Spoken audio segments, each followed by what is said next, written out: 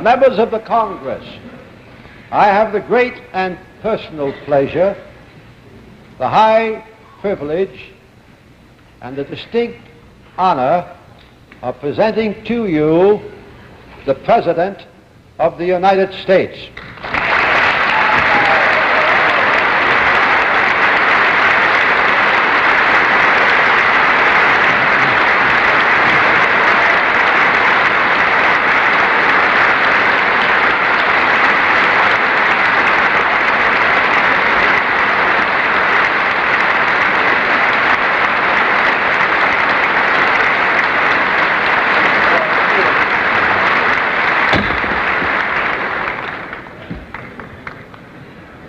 Mr. Speaker, Mr. President, members of the Congress, my fellow Americans, on this hill which was my home, I am stirred by old friendships. Though total agreement between the executive and the Congress is impossible, total respect is important. I am proud to be among my colleagues of the Congress whose legacy to their trust is their loyalty to their nation. I am not unaware of the inner emotions of the new members of this body tonight. 28 years ago, I felt as you do now. You will soon learn that you are among men whose first love is their country. Men who try each day to do as best they can what they believe is right. We are entering the third century of the pursuit of American Union. 200 years ago, in 1765, 9 assembled colonies first joined together to demand freedom from arbitrary power. For the first century, we struggled to hold together the first continental union of democracy in the history of man. 100 years ago, in 1865, following a terrible test of blood and fire, the Compact of Union was finally sealed. For a second century, we labored to establish a unity of purpose and interest among the many groups which make up the American community. That struggle has often brought pain and violence. It is not yet over. But we have achieved a unity of interest among our people that is unmatched in the history of freedom. And so tonight, now in 1965, we begin a new quest for union. We seek the unity of man with the world that he has built, with the knowledge that can save or destroy him, with the cities which can stimulate or stifle him, with the wealth and the machines which can enrich or menace his spirit. We seek to establish a harmony between man and society which will allow each of us to enlarge the meaning of his life and all of us to elevate the quality of our civilization. This is the search that we begin tonight. But the unity we seek cannot realize its full promise in isolation. For today, the state of the Union depends in large measure upon the state of the world. Our concern and interest, compassion and vigilance extend to every corner of a dwindling planet. Yet it is not merely our concern, but the concern of all free men. We will not and we should not assume that it is the task of Americans alone to settle all the conflicts of a torn and troubled world. Let the foes of freedom take no comfort from this, for in concert with other nations, we shall help men defend their freedom.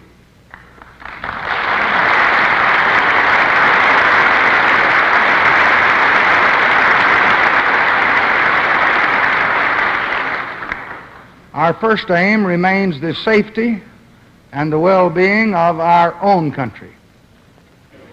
We are prepared to live as good neighbors with all, but we cannot be indifferent to acts designed to injure our interests or our citizens or our establishments abroad.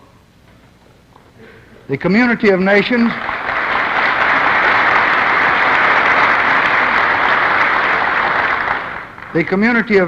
requires mutual respect. We shall extend it, and we shall expect it.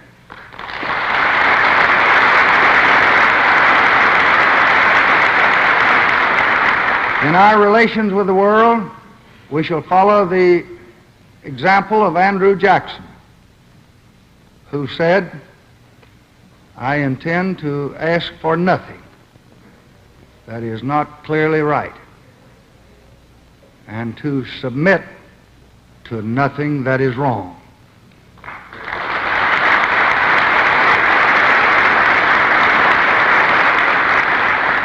And he promised that the honor of my country shall never be stained by an apology from me for the statement of truth or for the performance of duty.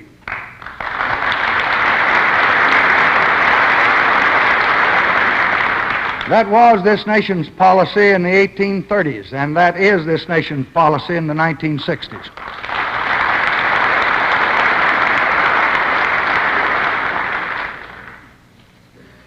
Our own freedom and growth have never been the final goal of the American dream. We were never meant to be an oasis of liberty and abundance in a worldwide desert of disappointed dreams. Our nation was created to help strike away the chains of ignorance and misery and tyranny wherever they keep man less than God means him to be. We are moving toward that destiny, never more rapidly than we've moved in the last 4 years. In this period, we have built a military power strong enough to meet any threat and destroy any adversary. And that superiority will continue to grow so long as this office is mine and you sit on Capitol Hill.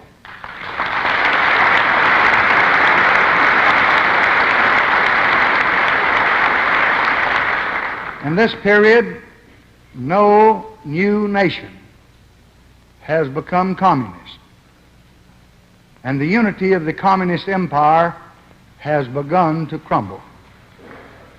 In this period, we have resolved in friendship our disputes with our neighbors of the hemisphere and joined in an alliance for progress toward economic growth and political democracy. In this period, we have taken more steps toward peace, including the Test Ban Treaty, than at any time since the Cold War began. In this period, we have relentlessly pursued our advances toward the conquest of space. Most important of all, in this period, the United States has emerged into the fullness of its self-confidence and purpose. No longer are we called upon to get America moving. We are moving. No longer do we doubt our strength, our resolution. We are strong, and we have proven our resolve.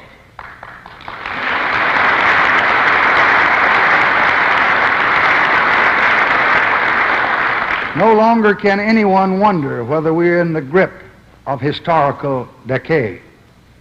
We know that history is ours to make, and if there is great danger, there is now also the excitement of great expectations.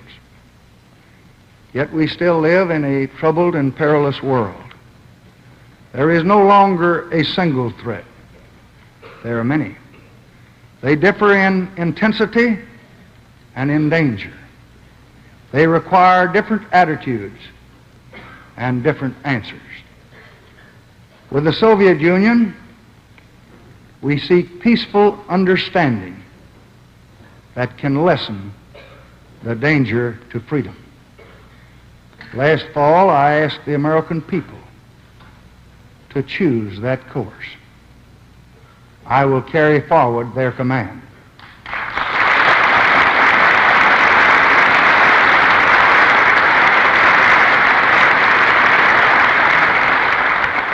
If we are to live together in peace, we must come to know each other better.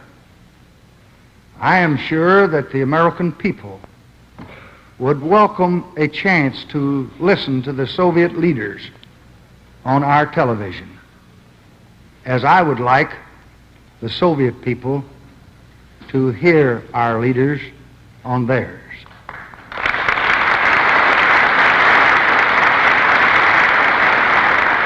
I hope the new Soviet leaders can visit America so they can learn about our country at first hand. In Eastern Europe, restless nations are slowly beginning to assert their identity.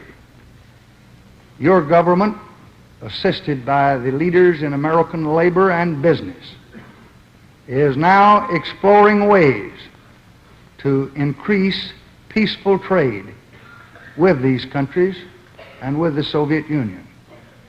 I will report our conclusions to the Congress. In Asia, communism wears a more aggressive face. We see that in Vietnam. Why are we there? We are there first because a friendly nation has asked us for help against the communist aggression. 10 years ago, our president pledged our help. 3 presidents have supported that pledge, and we will not break it now.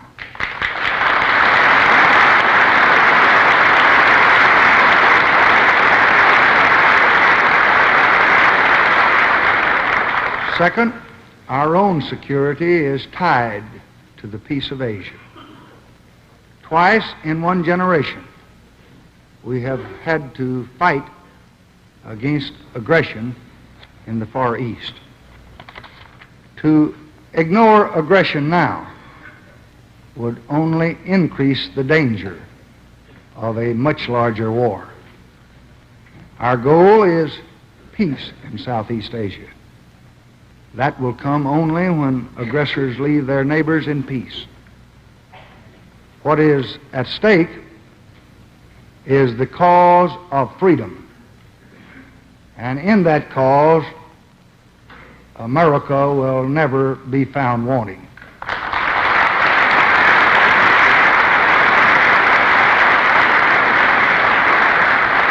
But communism is not the only source of trouble and unrest.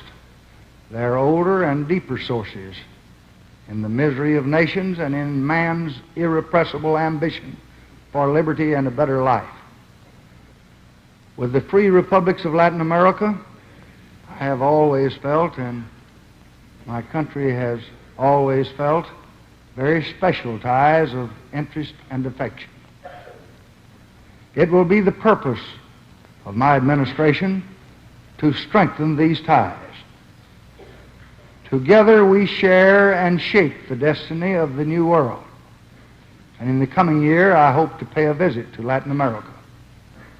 And I will steadily enlarge our commitment to the Alliance for Progress as the instrument of our war against poverty and injustice in this hemisphere.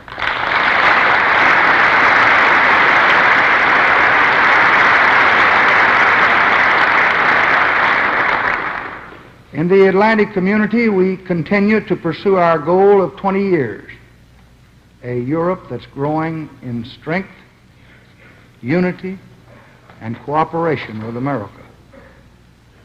A great unfinished task is the reunification of Germany through self-determination. This European policy is not based on any abstract design. It is based on the realities of common interests and common values, common dangers and common expectations. These realities will continue to have their way. And in our, especially I think, in our expanding trade, and especially in our common defense. Free Americans have shaped the policy of the United States. And because we know these realities, those policies have been and will be in the interests of Europe. Free Europeans must shape the course of Europe, and for the same reasons. That course has been and will be in our interest and in the interest of freedom. I found this truth confirmed in my talks with European leaders in the last year. I hope to repay these visits to some of our friends in Europe this year.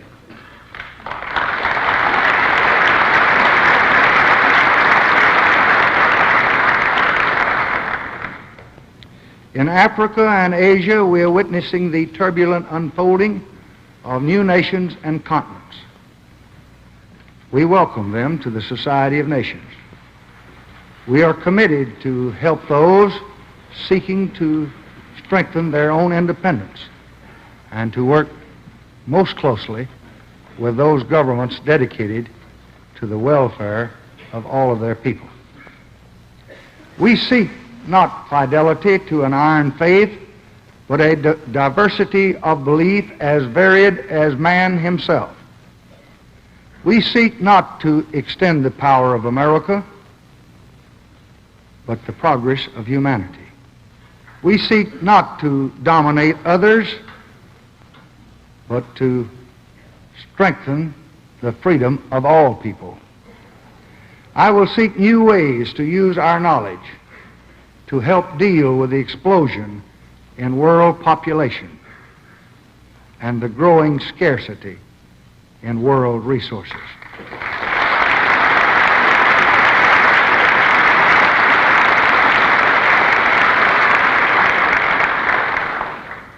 Finally, we renew our commitment to the continued growth and the effectiveness of the United Nations.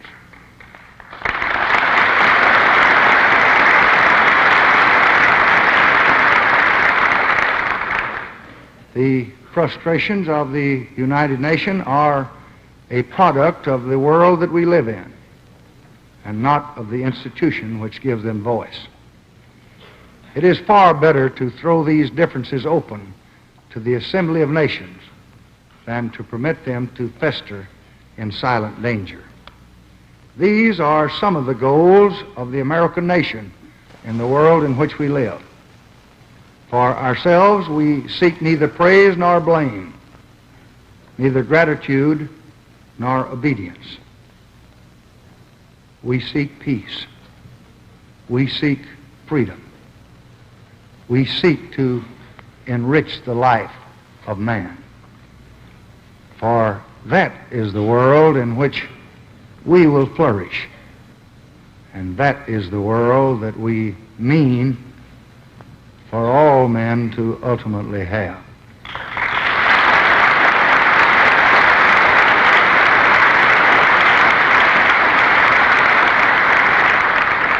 World affairs will continue to call upon our energy and our courage. But today we can turn increased attention to the character of American life. We are in the midst of the greatest upward surge of economic well-being in the history of any nation. Our flourishing progress has been marked by price stability that's unequaled in the world. Our balance of payments deficit has declined, and the soundness of our dollar is unquestioned. I pledge to keep it that way.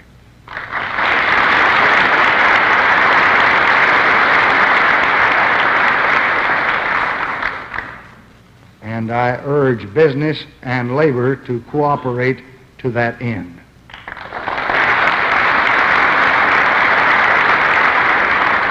We worked for 2 centuries to climb this peak of prosperity, but we're only at the beginning of the road to the great society.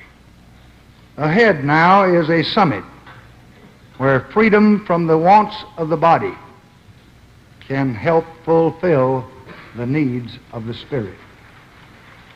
We built this nation to serve its people.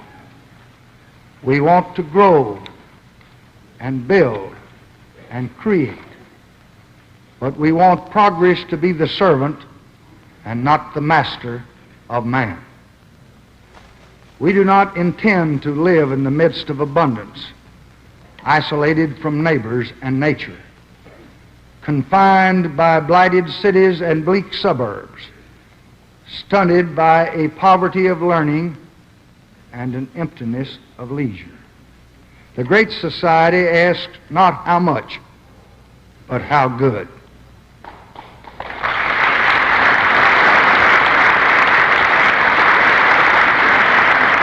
Not only how to create wealth, but how to use it. Not only how fast we're going, but where we're headed. It proposes as the first test for a nation the quality of its people. This kind of society will not flower spontaneously from swelling riches and surging power. It will not be the gift of government or the creation of presidents. It will require of every American for many generations both faith in the destination and the fortitude to make the journey. And like freedom itself, it will always be challenge and not fulfillment. And tonight, we accept that challenge.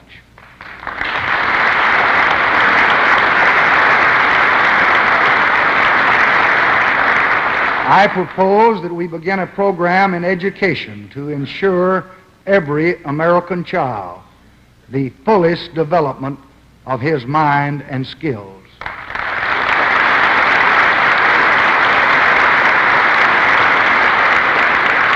I propose that we begin a massive attack on crippling and killing diseases.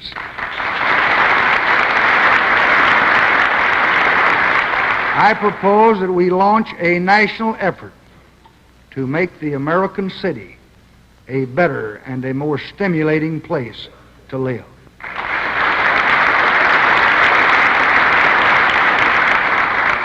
I propose that we increase the beauty of America and end the poisoning of our rivers and the air that we breathe.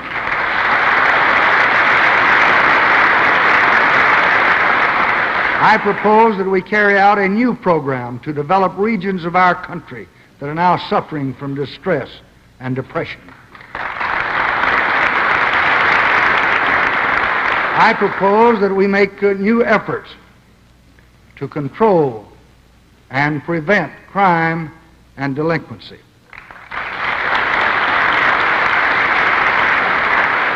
I propose that we eliminate every remaining obstacle to the right and the opportunity to vote.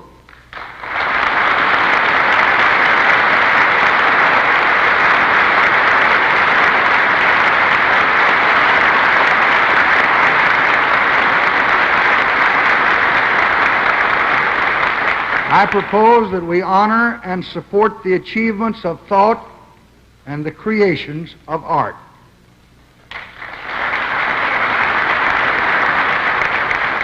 I propose that we make an all-out campaign against waste and inefficiency.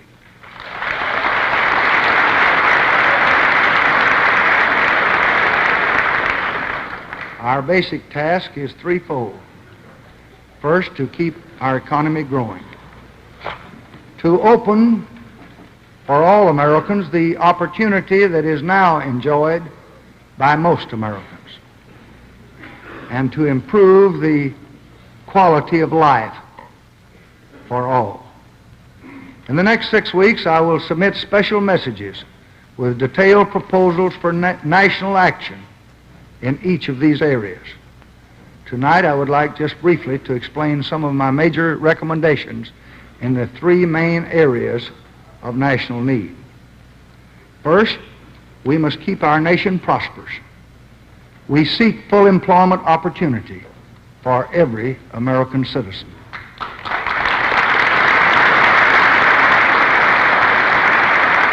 I will present a budget designed to move the economy forward.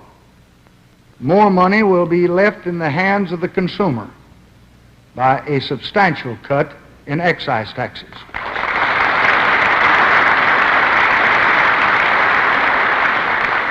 We will continue along the path toward a balanced budget in a balanced economy.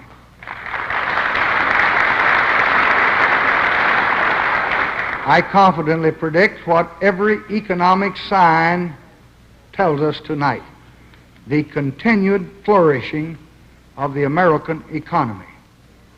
But we must remember that fear of a recession can contribute to the fact of a recession. The knowledge that our government will and can move swiftly will strengthen the confidence of investors and business.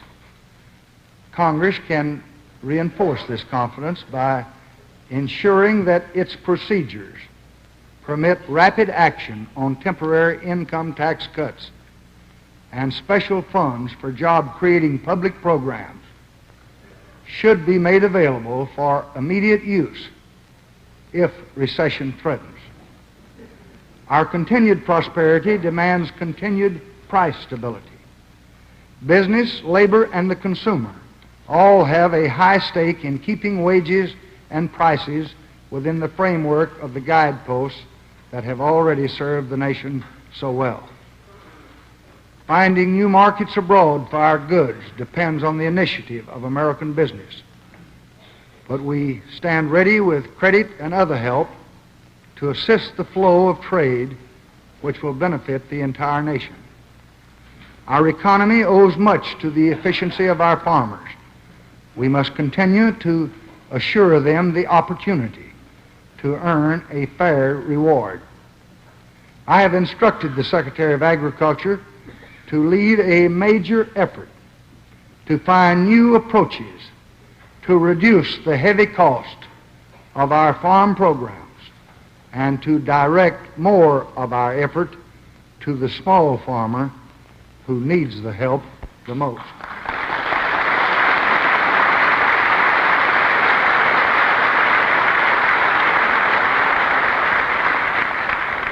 We can help ensure continued prosperity through a regional recovery program to assist the development of stricken areas left behind by our national progress. Further efforts to provide our workers with the skills demanded by modern technology, for the laboring man as an indispensable force in the American system. The extension of the minimum wage to more than 2 million unprotected workers. The improvement and the modernization of the unemployment compensation system, and as pledged in our 1960 and 1964 Democratic platforms, I will propose to Congress changes in the Taft-Hartley Act, including Section 14B.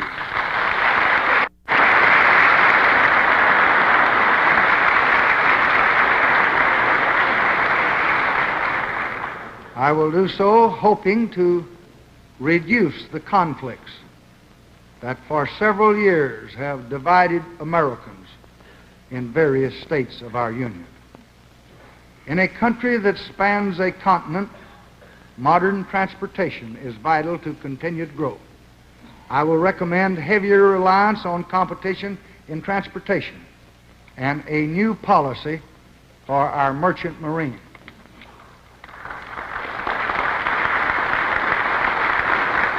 I will ask for funds to study high-speed rail transportation between urban centers. We will begin with test projects between Washington and Boston. On high-speed trains, passengers could travel this distance in less than 4 hours.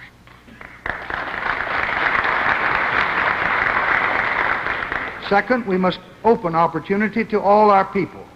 Most Americans enjoy a good life, but far too many are still trapped in poverty and idleness and fear. Let a just nation throw open to them the city of promise. To the elderly, by providing hospital care under Social Security and by raising benefit payments to those struggling to maintain the dignity of their later years.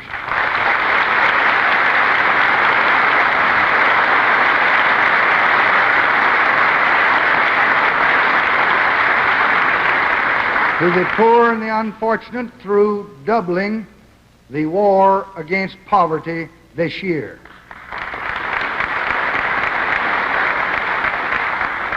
To Negro Americans through enforcement of the civil rights law and elimination of barriers to the right to vote.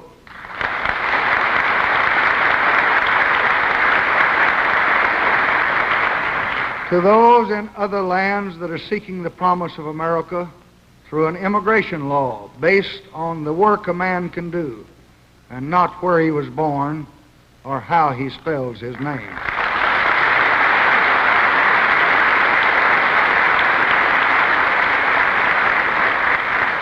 Our third goal is to improve the quality of American life. We begin with learning. Every child must have the best education that this nation can provide.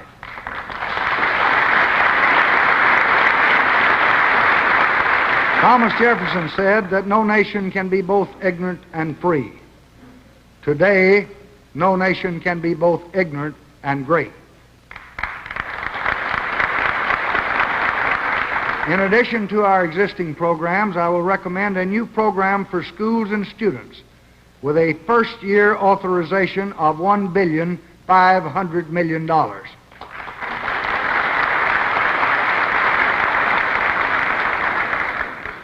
It will help at every stage along the road to learning. For the preschool years, we will help needy children become aware of the excitement of learning. For the primary and secondary school years, we will aid public schools serving low-income families and assist students in both public and private schools.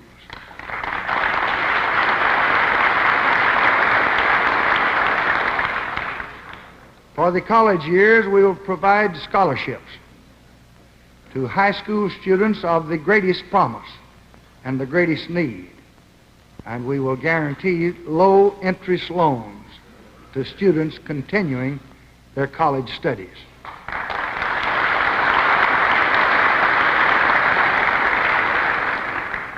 New laboratories and centers will help our schools, help them lift their standards of excellence and explore new methods of teaching.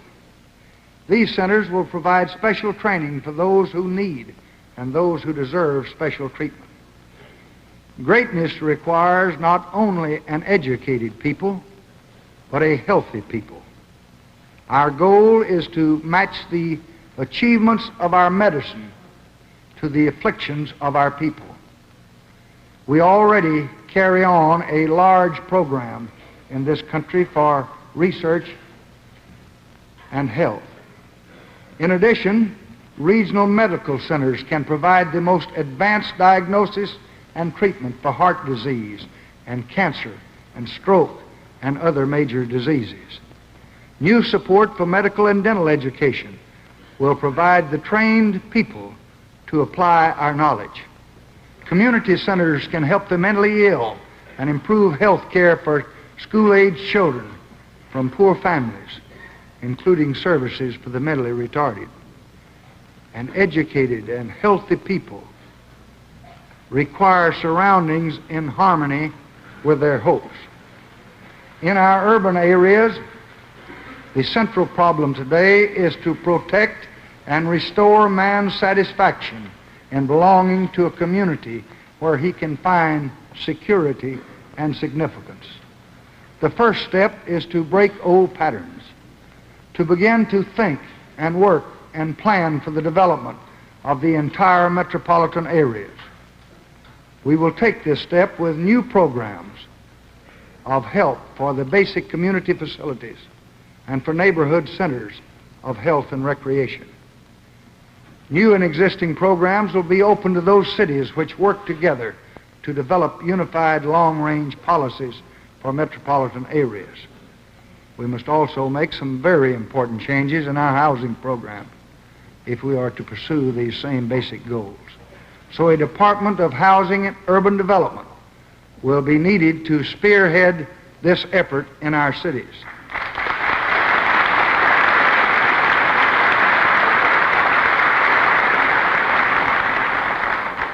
Every citizen has the right to feel secure in his home and on the streets of his community.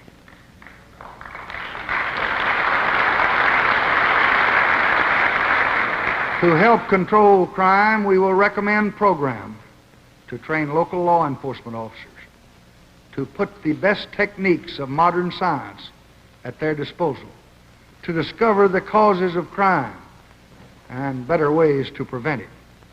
I will soon assemble a panel of outstanding experts of this nation to search out answers to the national problem of crime and delinquency, and I welcome the recommendations and the constructive efforts of the Congress.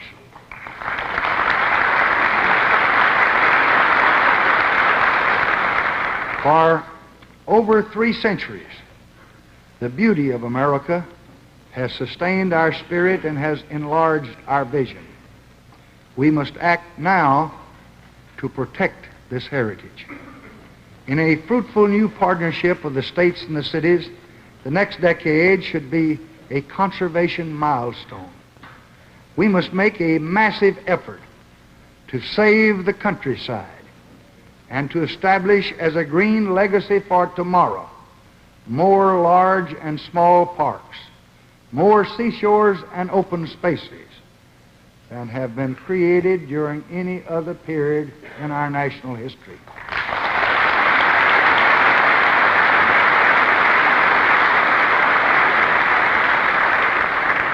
A new and substantial effort must be made to landscape highways to provide places of relaxation and recreation wherever our roads run. Within our cities, imaginative programs are needed to landscape streets and to transform open areas into places of beauty and recreation. We will seek legal power to prevent pollution of our air and water before it happens.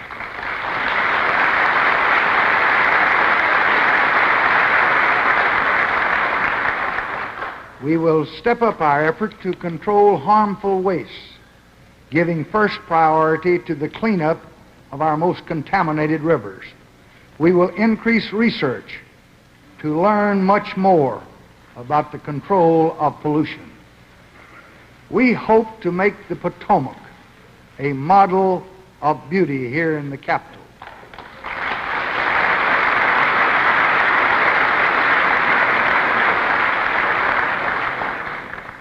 And preserve unspoiled stretches of some of our waterways with a wild river's bill. More ideas for a beautiful America will emerge from a White House conference on national beauty, which I will soon call. We must also recognize and encourage those who can be pathfinders for the nation's imagination and understanding. To help promote and honor creative achievements, I will propose a national foundation on the arts.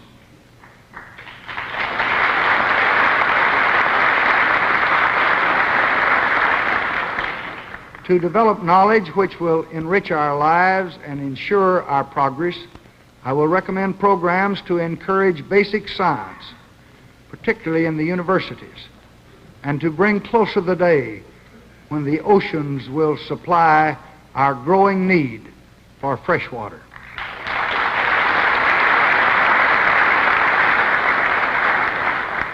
For government to serve these goals, it must be modern in structure, efficient in action, and ready for any emergency. I am busy currently reviewing the structure of the entire executive branch of this government. I hope to reshape it and to reorganize it to meet more effectively the task of the 20th century. Wherever waste is found, I will eliminate it. Last year, we saved almost $3.5 billion by eliminating waste in the national government.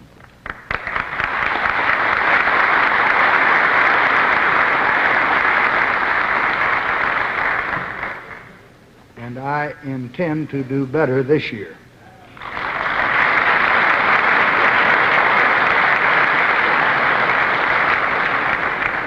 And very soon I will report to you on our progress and on new economies that your government plans to make. Even the best of government is subject to the worst of hazards. I will propose laws to ensure the necessary continuity of leadership should the president become disabled or die. In addition, I will propose reforms in the Electoral College, leaving undisturbed the vote by states, but making sure that no elector can substitute his will for that of the people.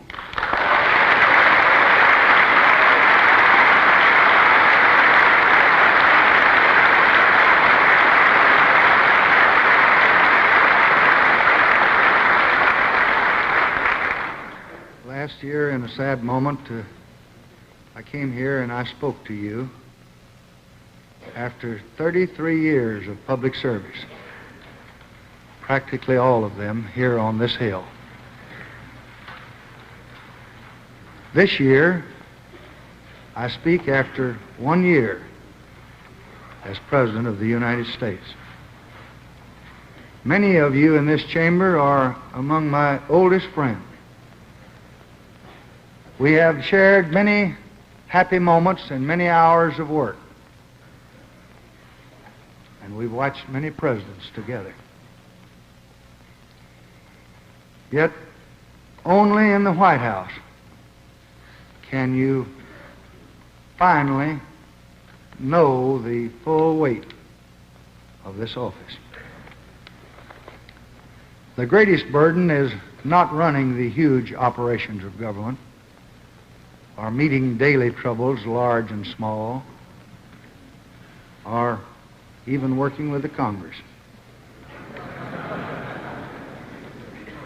A president's hardest task is not to do what is right, but to know what is right. Yet the presidency brings no special gift of prophecy or foresight. You take an oath, you step into an office, and you must then help guide a great democracy. The answer was waiting for me in the land where I was born. It was once barren land. The angular hills were covered with scrub cedar and a few large live oaks. Little would grow in that harsh, caliche soil of my country.